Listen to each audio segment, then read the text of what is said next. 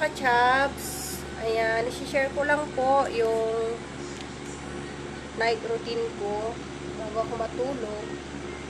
Tapos na akong maghilamos. Gamit ko po yung Skin Finite soap. Ayan po siya. Ayan. Light orange, may white. Tapos pagkatapos ko ginamit to, nag-toner po ako. Skin Finite toner. Ayan, nakikita niyo pa ba mga ka-chabs? Ayan. Tapos ko na pong i-apply sa face ko din to. Face lalo ko. Tapos, ang gagamitin ko ngayon na pang overnight. Ito po, Insta White Miracle Cream.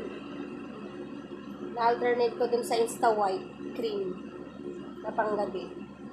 Sa morning naman po, ayan, mag-soak na naman kayo. Mag-toner. Pwede pong, kung wala naman kayo, pupuntan dito lang sa bahay, labas-labas kayo, yung sunblock. Yun po, gagamitin nyo. Tapos, kung may pupuntahan po kayo, pwede po ito.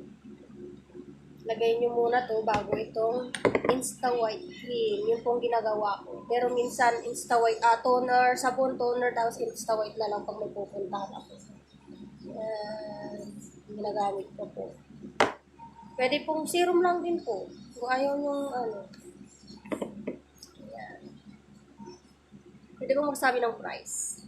Tapos ko na pong gawin yun eh. Nag-soap na ako, nag-toner na ako, tapos ito pong ginamit ko ngayon overnight.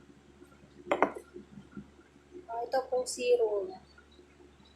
Minsan, tuwing umaga po, i-apply ko. Hindi ko na po nilalagyan ng Insta White Miracle. Tapos na po, ayan. Tignan nyo yung face lalo ko, mga ka-chance. Ayan po. Tapos na ako mag-lagay. Grabing dami ito noon, no? Tignan nyo kung konti na lang. Sobra talaga. Kakahiya. Pasapa yung ko lang.